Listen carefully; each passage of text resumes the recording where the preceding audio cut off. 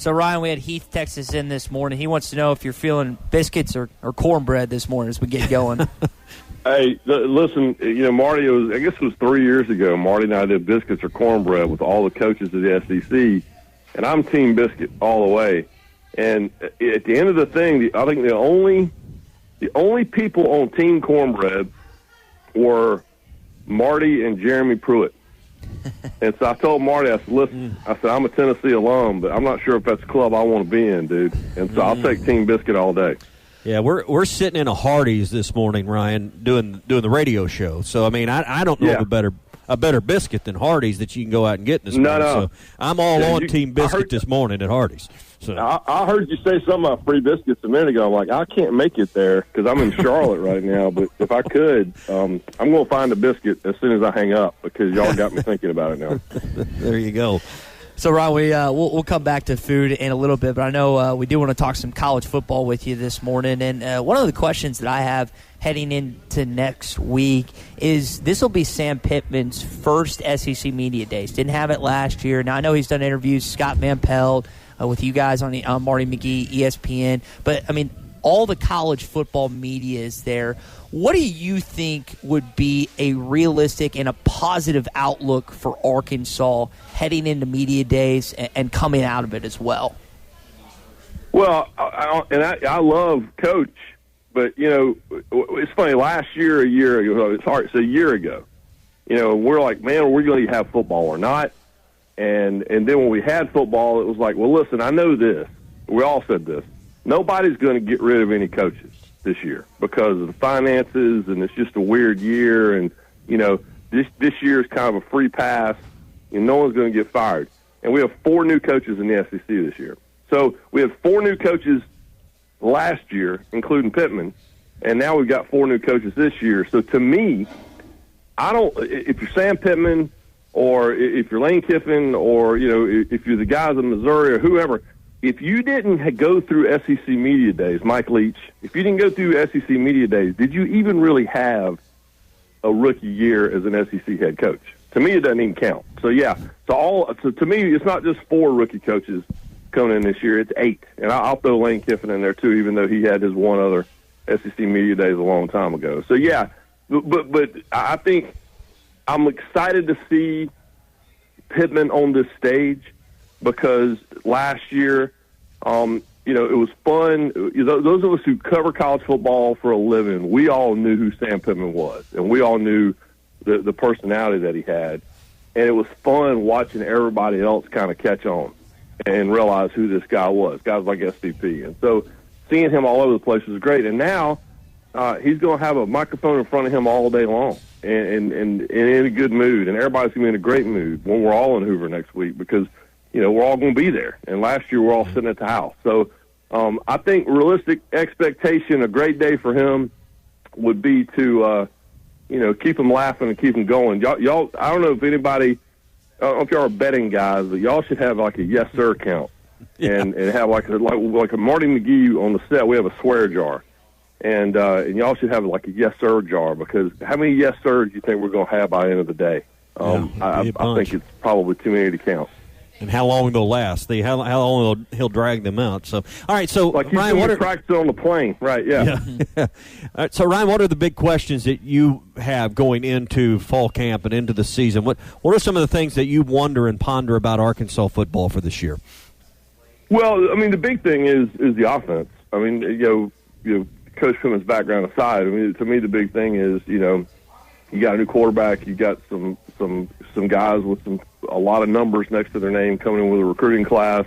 Obviously, the transfer portal was unkind, but also a little kind. And so, to me, it's how you going to move the football and how you going to generate some points. And to me, that's the big. Certainly, at the second half of the year, there were the moments. I'm thinking about that Missouri game, but to me, it's can you get that offense to be and a lot more consistent and show up every single weekend, particularly with all the changes that are in there. But it's year 2 is the year. Year 1, obviously they got the nation's attention early in the season, and year 1 for a brand new coaching staff, there's again you get kind of a free pass. Like you had some wins, The end record wasn't great, but year 2 is when you kind of know what you have because you're starting to get your guys in there, and particularly in the transfer portal era. And so that's what I'm anxious to see is this team going to start taking on the personality of this coaching staff? And in year 2, we're going to learn that pretty quick. Has Sam Pittman had that moment to really establish himself as an SEC head coach, or are we still waiting on that moment? I think inside our state that he's our head coach, but outside this league, do most people still need to be reminded that Sam Pittman's the head coach at Arkansas, or are we still waiting on that moment where the league stands up and recognizes, hey, Sam Pittman's a head coach and he's at Arkansas? Well, I think that he got everyone's attention. Obviously, that Mississippi State win ended up not being as big a deal as we thought, but coming off of what Mississippi State had just done. But to me, when you beat one of your other rookie head coaches and you beat Tennessee, and yes, those aren't wins over gigantic programs at this point, but I think it certainly let everybody know that they were for real. When I talked to other coaches in the SEC, they all knew who Sam Pittman is and have for a long time, and so they knew. But as far as the fan base goes, last year was so wacko that I think it was hard for anyone to gain attention for football reasons because we were all still so concerned about are they even going to play this Saturday that I don't know that players or coaches, either one, received the attention, particularly the rookies, particularly the new people, received the kind of attention that I think they deserved. And so I think, to answer your question, I think that he will have that moment early. And I think he'll have it, in the first, I'm putting in air quotes, normal football season as a head coach.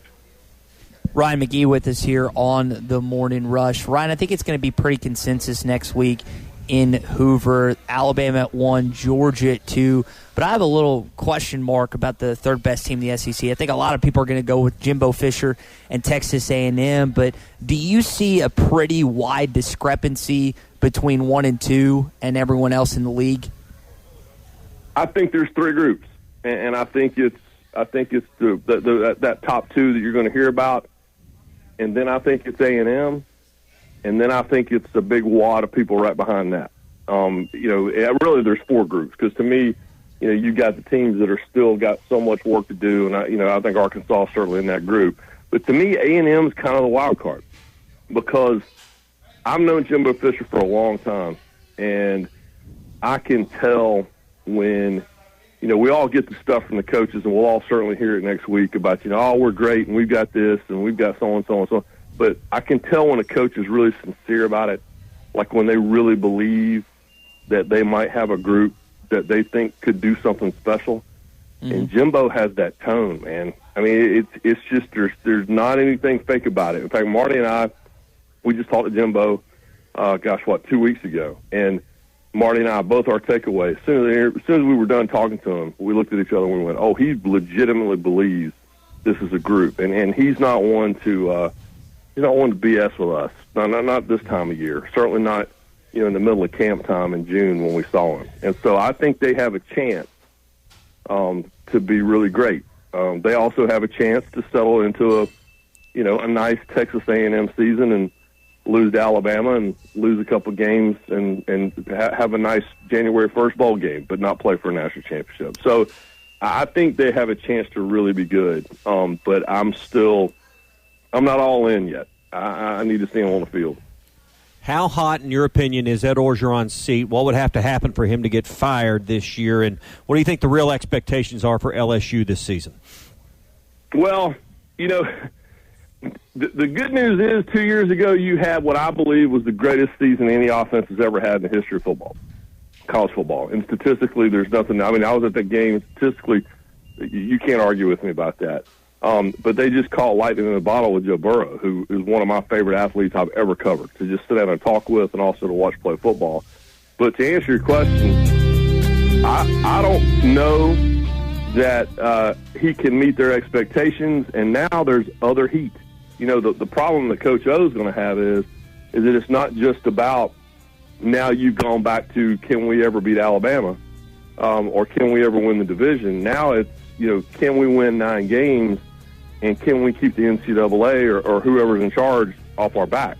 And so I think Coach O's problem it could be external, not just about wins and losses. And so that's what he's going to need to worry about right now.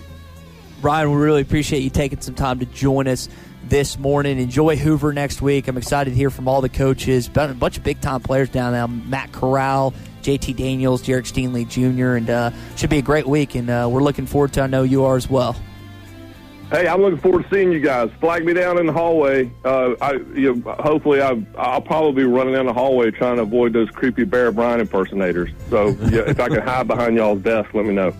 All right. We'll slide over and get one of these pork chop and gravy biscuits for you here in a minute. Oh, man. I'm so hungry now. No, just listening to the break. And I appreciate y'all's patience, by the way. I had my phone on silent and didn't know it. So I'm already in mid-season form.